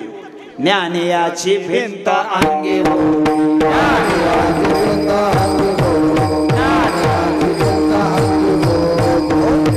ज्ञानियाची भिंत अंगी ओढी. मला फरक सांगायचा आहे. अरे अर्जुनाचा रथ देवानं चालवला मान्य आहे हो, पण ओढण्याकरता तर घोडेच होते ना. पण माझ्या ज्ञानोबारायाची भिंत मात्र स्वतः देवानं ओढली. याला म्हणायचंय सुख दुःख साहे अंगे स्वतः. काय आहे ऐका, नेहमी भगवान कृष्ण कन्हैया राधेचं नाव घ्यायचे. कोणाचं? राधेचं. आणि राधेचं घेतलेलं नाव या 16,108 जणींना सोसत नसायचं. त्यांना वाटायचं आम्ही लग्नाच्या बायका आणि आमच्या देखत तिचं नाव कसं? तेवढ्यात 9ला 2 मिनिटं कमी असताना राधा का पुढून येऊन 9ला 2 मिनिटं कमी आहेत, राधा का पुढून येऊन? भगवान म्हणाले, अहो पाहता काय, अतिथी देवो भव ही आपली संस्कृती आहे. काय आदर सत्कार करा. अगोदरच मनामध्ये राग होता. सत्यभामा माता घरामध्ये गेल्या आणि उकळतं दूध आणलं आणि ते राधेला प्यायला दिलं. राधेनं काय हो, हे कृष्ण गोविंद हरे मुरारे हे नाथ नारायण वासुदेव असं म्हणत म्हणत, मला येत नाही असं म्हणत म्हणत ते दूध काय केलं, प्राशन केलं. ऐका, आणि 9:30 वाजता कीर्तन संपलं. कार्यकर्त्यांनी मला 9:30 सांगितलं. मी त्यांना मगाच म्हणाला, पण 7 ते 9ची वेळ आहे, आता 7ला कीर्तन सुरू झालंय, 9:30 कसं काय? नाही म्हणले, असू द्या थोडंसं वाढवा, म्हणजे ओव्हर टायमाचं झालंय चर्चा. ठीक आहे 10. नाही मला असं वाटलं, म्हणून मला वाटलं नाही 10 वाजवा असं म्हणतात का? नाही ना 9:30 9:30 9:15 9 9:30 बर ठीक. काय नाही हिशोब करून घेऊ आम्ही, काय अडचण नाही. तर ऐका काही लोक मिनिटावर बोलतात हो, हे लक्षात. तर ऐका, मुद्दा माझा इतकाच आहे. बघ, कीर्तन संपलं. भगवान कृष्ण कन्हैया, राधामय्या निघून गेले. भगवान कृष्ण कन्हैया अंतपुरात गेले, शयन कक्षात गेले, पलंगावर पहुडले. सत्यभामा माता चरण संवाहन करू लागल्या आणि पाय चेपता चेपता पायाच्या तळव्याला हात लागले, तर कन्हैयाच्या तळव्याला अशी फोड आलेले. ऐका, आणि मग विचारलंय सत्यभामेनं, स्वामी तळव्याला फोड आले, कुठं पोळलं तुम्हाला? कुठं गेलते तुम्ही? भगवान म्हणाले, घरीच पोळलं. घरीच? हो. कोणी पोळवलं? भगवान म्हणाले, हा तुझ्याच हाताचा प्रताप आहे. म्हटलं कसं काय? सांग बरं. म्हणे 9 वाजता राधेला कसलं दूध प्यायला दिलं होतं? कारण राधा 9ला 2 मिनिटं कमी असताना आली होती ना, दूध उकळून आणायला 2 मिनिटं गेली. वा, लोक याच्यावर विचार करतात मग टाइमवर, मग व्यवस्थित सांगावं. 9 वाजता राधेला कसलं दूध प्यायला दिलं होतं? आणि मग खरं बोलावं लागलं. म्हणे उष्ण दूध होतं. मग भगवान म्हणाले, उष्ण दूध, उकळतं दूध पिल्यानंतर पायाला फोड येतील, नाही तर काय होईल? ऐका, भगवान सत्यभामा माता म्हणाल्या, हो देवा, हे असलं मालेगाव तालुक्यात चौंडी जळगाव निंबायती ते तर कीर्तनात जाऊन सांगायचं, खरे नाही चालत. म्हटले म्हणजे काय? म्हणजे दूध कोण प्याली? राधा. आणि फोड तुमच्या पायाला, हे काय गौडू बंगाल? असं कधी झालं का? कीर्तनकार आजारी पडले, इंजेक्शन पकवाजाला केलं आणि गुण गायकाला आला. बोला, असं कधी झालं का? बोला ना राव, झालं का असं कधी? काय नाही म्हणता, कोरोनात सगळं असंच झालं. असंच झालंय. आमच्याकडे येरमळा नावाचं गाव आहे, तुम्हाला माहित असेल. तर त्या घाट आहे थोडासा, त्याच्या खालीच एक गाव आहे पिंपळवाडी म्हणून. घटलेली घटना सांगतो. कोरोनाचा मोसम होता. 57-58 वर्ष वयाचा शेतकरी माणूस. म्हणजे डॉक्टर त्याला म्हणाले, बाबा तुम्ही पॉझिटिव्ह आले. ते म्हणला, आता हे काय भानगड असले अजून? अहो तुम्हाला कोरोना झालाय. म्हटले मग? तुम्हाला क्वारंटाईन व्हावं लागेल. ते म्हणला, हे अजून कसलं क्वारंटाईन? अहो काय नाही, तुम्हाला शाळेत खोलीत राहावं लागेल. त्याने सांगितलं, जेवायला आहे का तिथं? 3 टाइम जेवण आहे व, आणि मग राहतो की. म्हणलं मग काय अडचण आहे, 8-15 दिवस राहतो, काय अडचण नाही. झालं बाबा. मग रोज सकाळी 4 गोळ्या, दुपारी 4 गोळ्या आणि संध्याकाळी 4 गोळ्या नियमानं डॉक्टरांनी त्यांना द्यायचे. 8 दिवस बाबा राहिले. 9व्या दिवशी डॉक्टरांनी त्यांना सांगितलं, बाबा तुम्ही आता निगेटिव्ह आले. ते म्हणला, हे काय पिढा अजून, हे निगेटिव्ह काय? अहो नाही, तुम्ही आता बरे झाले. बरं. मग म्हणला, मग काय नाही, आता तुम्हाला सुट्टी, जावा घरी. आणि घरी जा म्हटलं की मग त्या माणसानं, शेतकरी माणूस, त्याने काय केलं, आपली तंबाखूची पिशवी काढली आणि त्याच्यातल्या त्या 96 गोळ्या काढल्या. किती? 96. रोजच्या 4. अरे 12 की रोजच्या 12, रोजच्या 12, 8 दिवसाच्या 96 गोळ्या काढल्या. आणि म्हणले, डॉक्टर साहेब हे बघा ह्या गोळ्या. म्हणजे काय होतील की? म्हणले पुढच्या रोग्याला, कोणाला, पेशंटला. आणि म्हणले तुम्ही नाही खाल्ल्या? तो म्हणलं मी नाही खाल्ल्या. आणि डॉक्टरने विचारलं, का खाल्ल्या नाही? आणि तो म्हणलं, काय झालं तुम्हाला? मला काय झालंच नव्हतं, तर गोळ्या खाऊच कशाला? मी गावाच्या नावासहित घडलेलं सांगतो हे, मला आता अधिक विस्तार करायचा नाही. शक्य आहे का असं? दोत्तर प्याली राधा आणि फोड तुमच्या पायाला, हे कस काय? देवानं उत्तर दिलेलं किती गोड आहे का? देवाने उत्तर दिलं, अगं भक्त आणि भगवंत यांचं नातं काय असतं तुला काय कळणार? म्हणे काय असतं? भगवान म्हणाले, ज्याच्या चित्तात माझे पाय अखंड असतात त्यालाच भक्त म्हणतात. चित्ती तुझे पाय डोळा रूपाचे ध्यान, अखंड मुखी नाम तुमचे वर्णावे गुण. याच्यातला अखंड हे पद तिन्हीकडे लावा. चित्ते तुझे पाय अखंड, डोळा रूपाचे ध्यान अखंड, मुखी तुमचे नाम वर्णावे गुण अखंड. राधेच्या हृदयात माझे पाय असल्यामुळं या उकळत्या दुधाचा परिणाम तिच्यावर होता, तो माझ्या पायावर झालाय. आता मला पुढचा मुद्दा द्यायचा आहे, तुम्ही जागे आहेत म्हणून. दूध पोळून फोड येण्याचा प्रसंग कोणावर आला होता? राधेवर आला होता. पण राधेवर आलेला तो दुःखाचा प्रसंग जशाच्या तसा देवाने स्वतःच्या अंगाने स्वीकारला. इथं माझा मुद्दा आहे. सुख दुःख साहे अंगे. जरा अजून मला याच्यातला एक बारकावा सांगायचा, जरा लक्ष द्या. देवानं, ऐका, देवानं त्या दुधाकडे जर डोळं वटारून बघितलं असतं तर त्या दुधाची आईस्क्रीम झाली नसती. वा. अरे या चंद्रमसी या चाग्नवतात तेज विद्यमामकम. म्या बोलविल्या, म्या चालविल्या, म्या हलविल्या, तुझी या सत्तेने ऐसा तू समर्थ. सगळी पाठ आहे तुमची प्रमाण. हे ताकदच्या भगवंताची आहे. त्या देवाला उकळत दूध थंड करता आलं नसतं का? अरे नुसतं देवानं सांगितलं असतं, दुधा थंड हो, झालं नसतं. पण देवानं तसं केलं नाही. जशाच्या तसा तो दूध पोळून फोड येण्याचा आलेला प्रसंग राधेच्या जीवनावरचा आपल्या स्वतःच्या अंगानं स्वीकारला. याला म्हणतात सुख दुःख साहे अंगे. लोक म्हणाले महाराज 9 वाजून गेले. इथपर्यंत कीर्तन आम्हाला व्यवस्थित कळालं.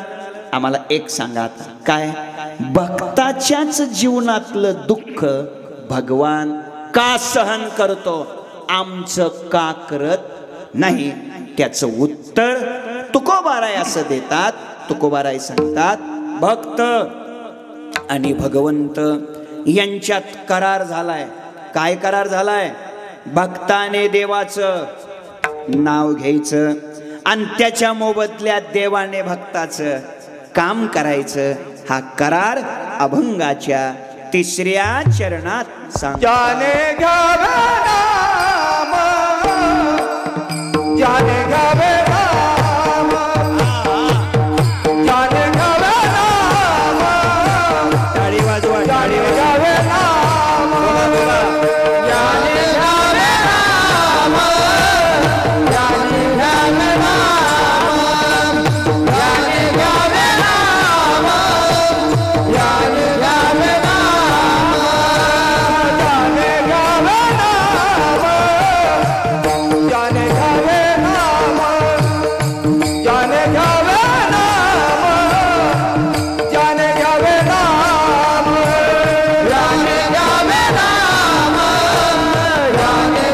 नाम, जाने घ्यावे नाम, जाने घ्यावे नाम, जाने घ्यावे नाम. किती करणे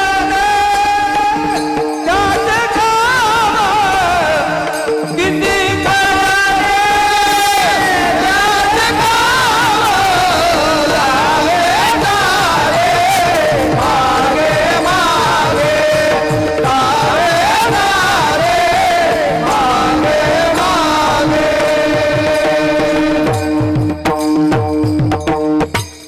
याने घ्यावे नाम, तिसे करणे त्याचे काम. अभंगाच्या 3ऱ्या कडव्यामध्ये तुकोबाराय सांगतात भक्त अर्थात देव भक्ताचंच काम का करतो, त्याचं कारण सांगितलं. याने घ्यावे नाम, भक्ताने देवाचं नाव घ्यायचं आणि देवाने भक्ताचं काम करायचं. तर ऐका आता, कोणी कोणी देवाचं नाव घेतलं आणि देवानं त्यांची काय काय कामं केली याची मी तुम्हाला यादी देतो. यादी जरा व्यवस्थित तपासून बघा. यादी देतो.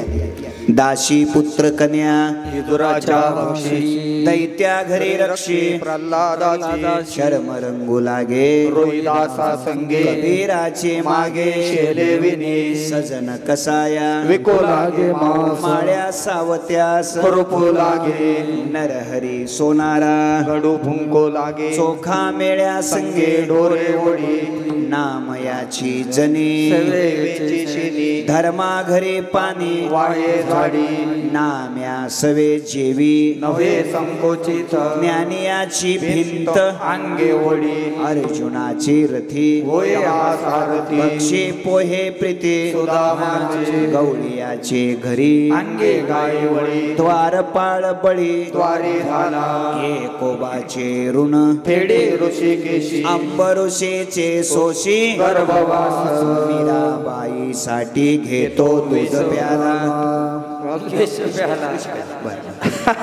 चुकलेलं सांगायचं.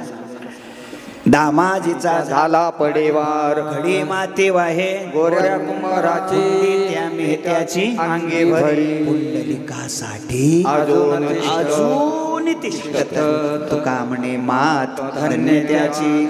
लक्ष द्या, कोणी कोणी देवाचं नाव घेतलं आणि देवानं त्यांची काय काय कामं केली याची मी तुम्हाला आता काय दिली? यादी दिली. या यादीमध्ये आपलं कुणाचं नाव नाही नाही नाही. आणि या यादीत आपलं नाव यावं अशी आपली अपेक्षा बी नाही. आपली अपेक्षा आहे अनुदानाच्या यादीत, वा, विम्याच्या यादीत, नुकसान भरपाईच्या यादीत, त्याच याद्याकडे आमचं लक्ष. चला थोडक्यात, नाव घेतलं की देव काय करतो? काम करतो. मी असंच सांगितलं बापू, नाव घेतलं की देव काम करतो. एक जणांना मला अडवलं, म्हणलं महाराज माझं का देव काम करतो? का तुम्हीच म्हणलं की नाव घेतलं की देव काम करतो. म्हणलं मग? म्हणलं मी नाही काय विठ्ठल विठ्ठल म्हणित, माझं का देव काम करीत नाही? मी म्हणलं तुझं बी बरोबर आहे, पण उत्तर सांगतो ऐक. उत्तर असं आहे, आपल्या देशात पैसेवाला कोण आहे? बोला की. अंबानी. कोण? धीरूभाई अंबानी. अंबानी. तुमच्याजवळ पैसे नाहीत का? बोला की, आहेत ना? आणि मग अंबानीचं नाव कशाला सांगितलं? हे बघा, मी प्रश्न असा विचारलाय का आपल्या देशात जास्त पैसेवाला कोण? अशी भाषा आहे का माझी? नाही. पैसेवाला कोणाला म्हणायचं? ज्याच्याकडे पैसे आहेत तो पैसेवाला, ज्याच्याकडे विना येतो विनेवाला, मृदंग येतो मृदंगवाला, टाळा येतो टाळवाला, तसं पैसे येतो पैशावाला. मग तुमच्याजवळ पैसे नाहीत का? आहेत ना? मग तुम्ही अंबानीचं नाव का सांगितलं? बोला बोला बोला. बरोबर का सांगितलं? जास्त पैसे आहेत म्हणून, आणि तुमच्याजवळ कमी आहेत, थोडे आहेत, आणि म्हणून तुम्ही तुमचं नाव सांगितलं नाही. कारण कमी असणं, थोडकं असणं हे असून सुद्धा नसल्यातच जमा असतं.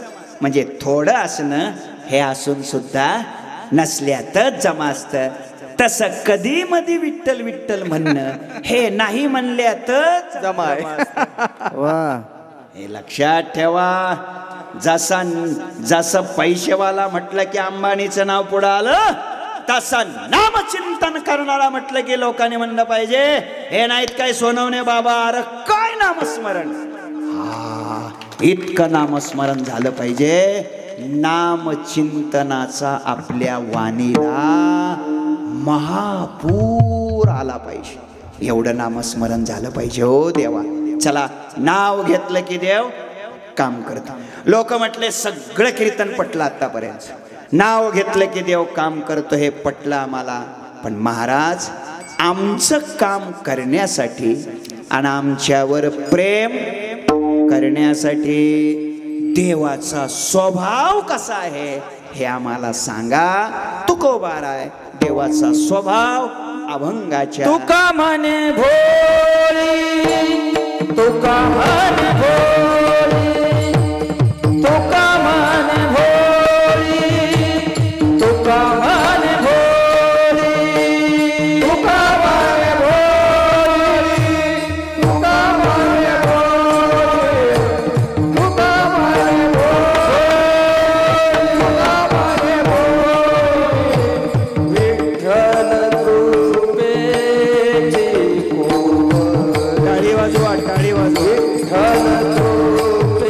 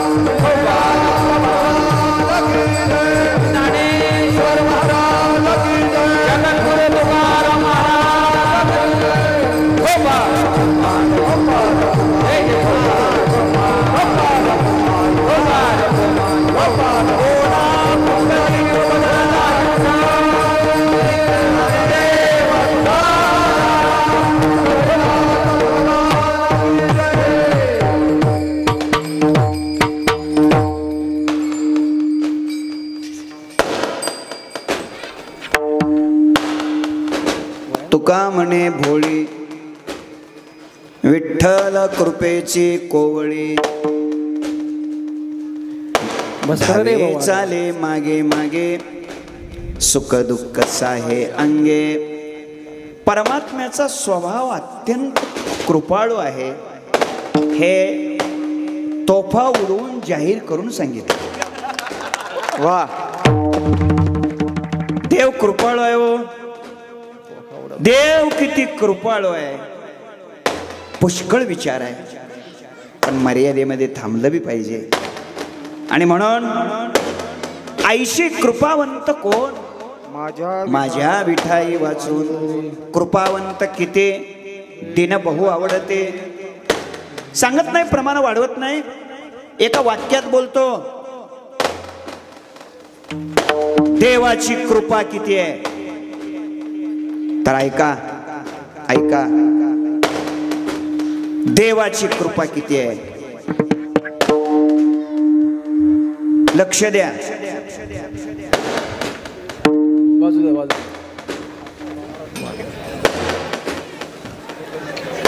किती कृपा आहे रे. भरपूर कृपा आहे. 60 भरपूर आहे. 60 रामकृष्ण हरी. आता 20-25 झाले.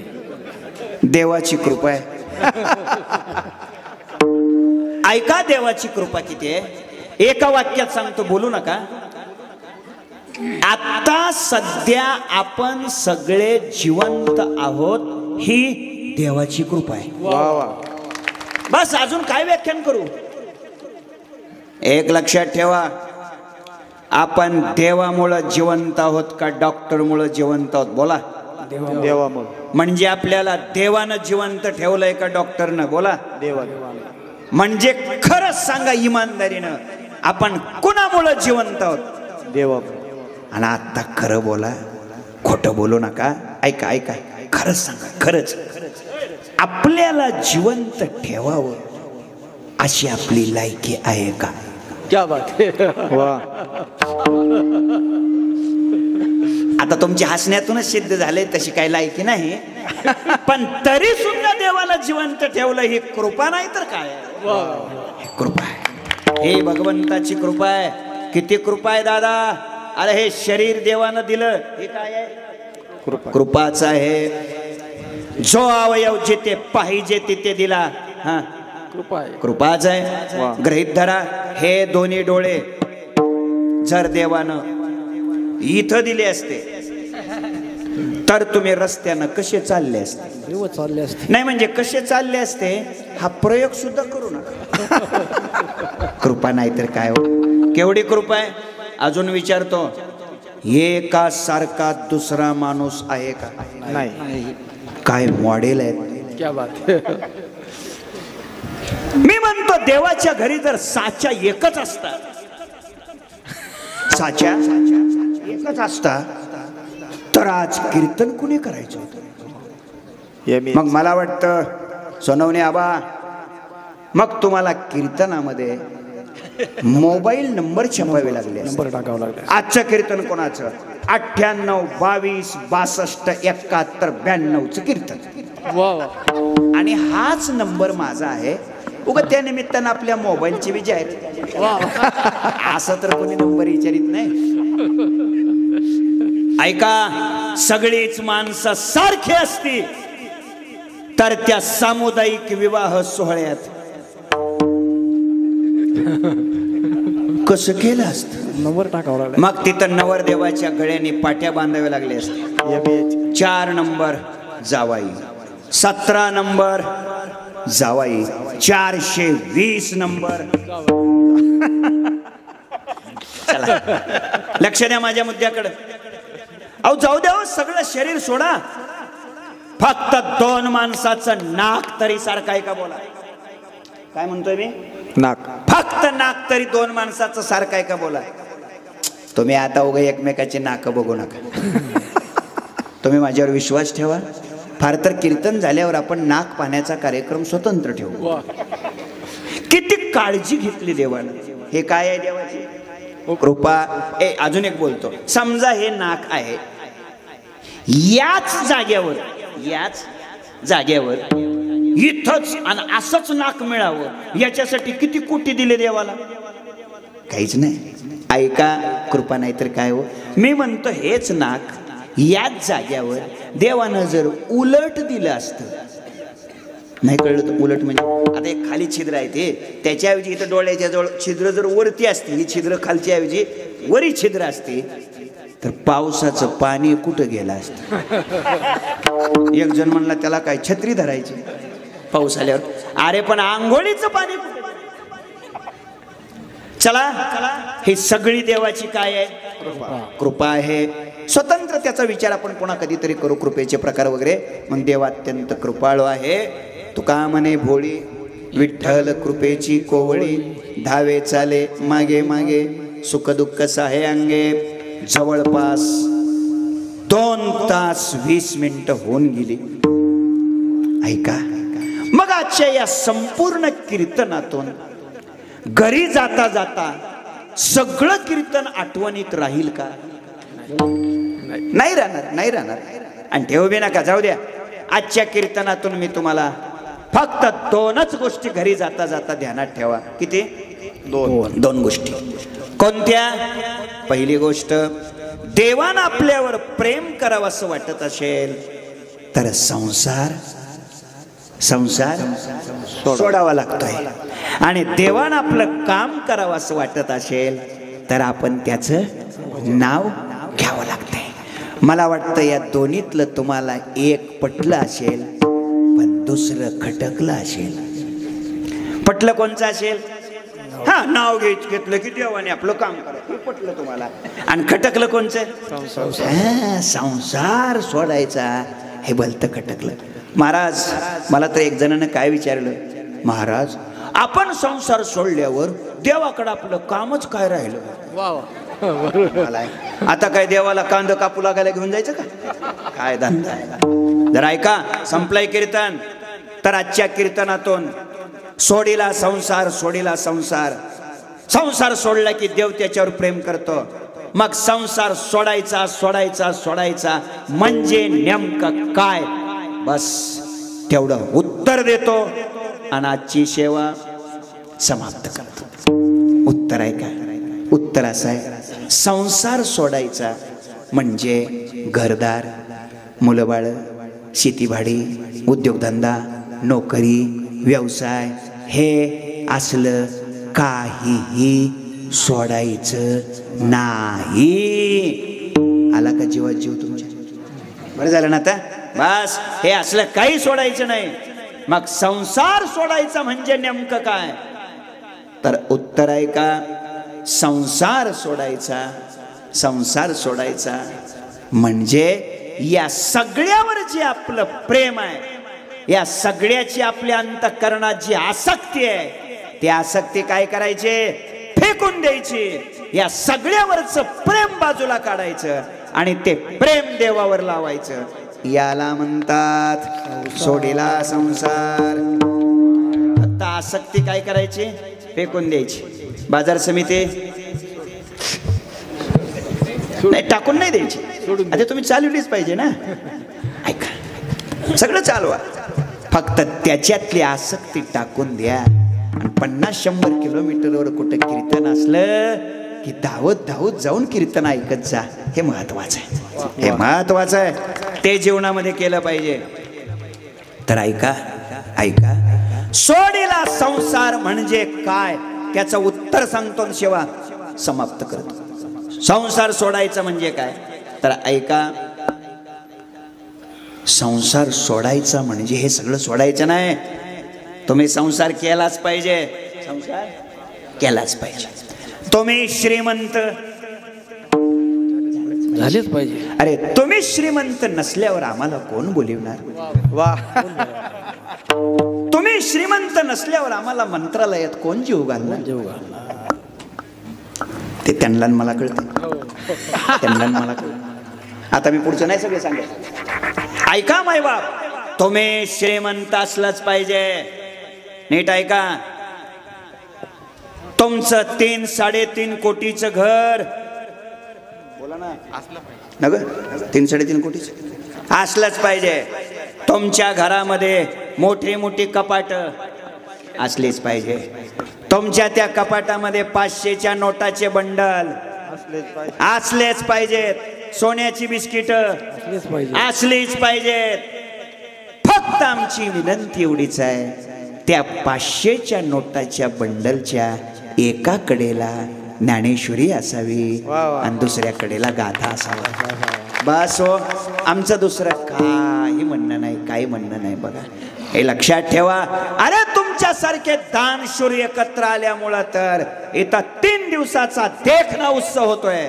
तुमच्यासारखे श्रीमंत लोक एकत्र आल्यामुळं तर इथं भव्य दिव्य देखणं राम मंदिर उभारलंय आणि त्याचा जीर्णोद्धार केलाय. हे पैशाशिवाय शक्य आहे का? असलेच पाहिजे तुमच्याकडे पैसे. चला चला ऐका, फक्त एवढीच विनंती आहे, तुम्ही श्रीमंत असलंच पाहिजे. विनंती आमची एवढीच आहे, तुमची श्रीमंती रामाची असावी, रावणाची नसावी. बस बस, आमचं एवढंच म्हणणं आहे. तुमची श्रीमंती पांडवाची असावी, कौरवाची नसावी. एवढंच आमचं खऱ्या अर्थानं म्हणणं आहे. आणि म्हणून लक्षात ठेवा, तुम्ही श्रीमंत झालंच पाहिजे. मग सोडीला संसार म्हणजे काय? संसार करायचा नाही का? उत्तर देतो, करायचा. देवरे साहेब, करायचा. पण कसा करायचा सांगतो, कसा करायचा सांगतो. आमचे वैकुंठवासी प्रातस्मरणीय गुरुवर्य घुले बाबा, विठ्ठल महाराज घुले बाबा, बापू पाहिले का तुम्ही त्यांना? घुले बाबा ते म्हणायचे, काय म्हणायचे? बुवा, माणसानं संसार नेमानं करावा, संसार नेमानं करावा आणि परमार्थ प्रेमानं करावा. बघा, आपलं काय घडलंय, आपल्याकडून थोडी गल्लत झाली. काय गल्लत झाली?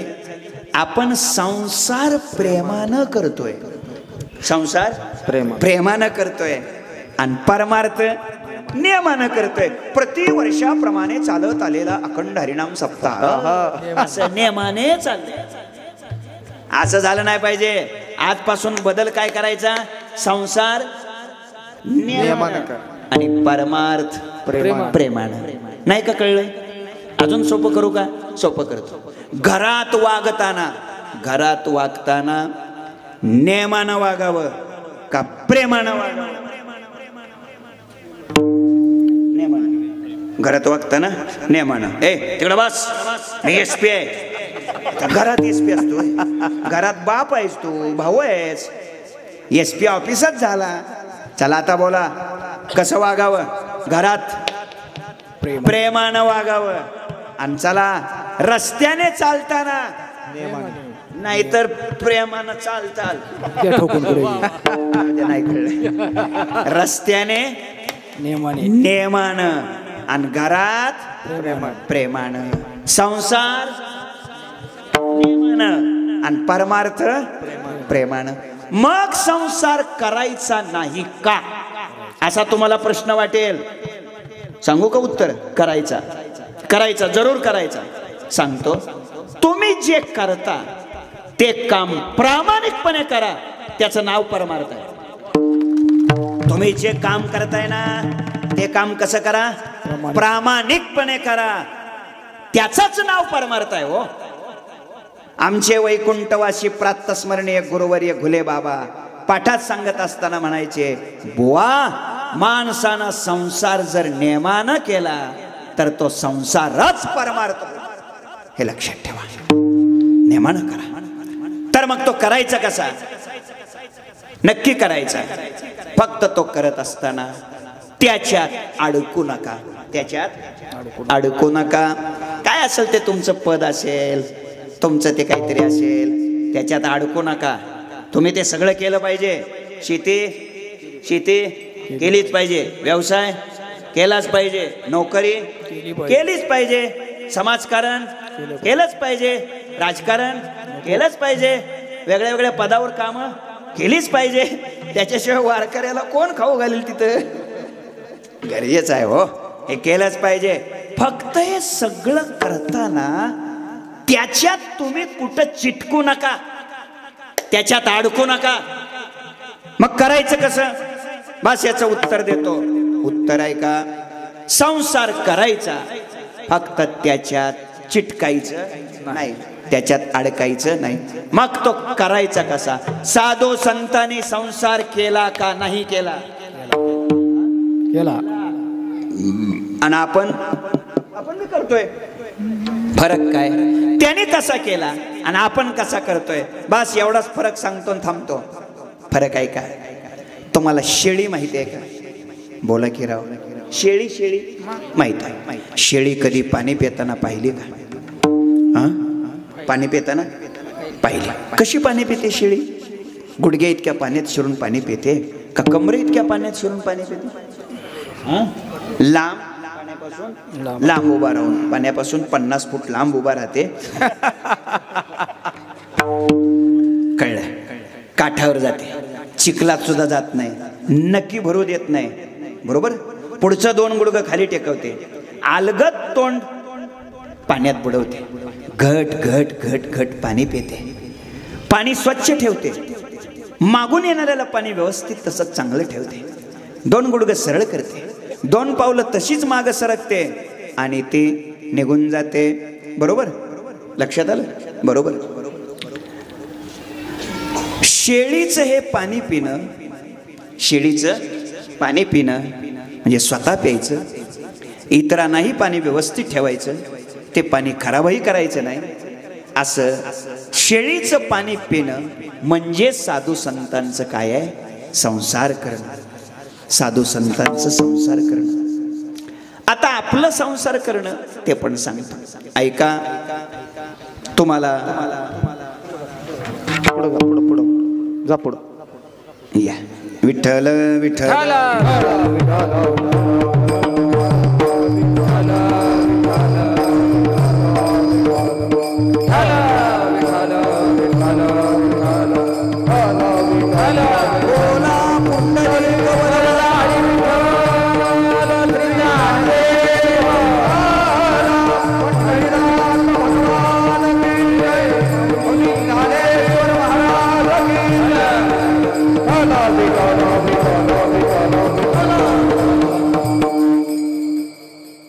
सोडिला संसार माया तयावरी भार.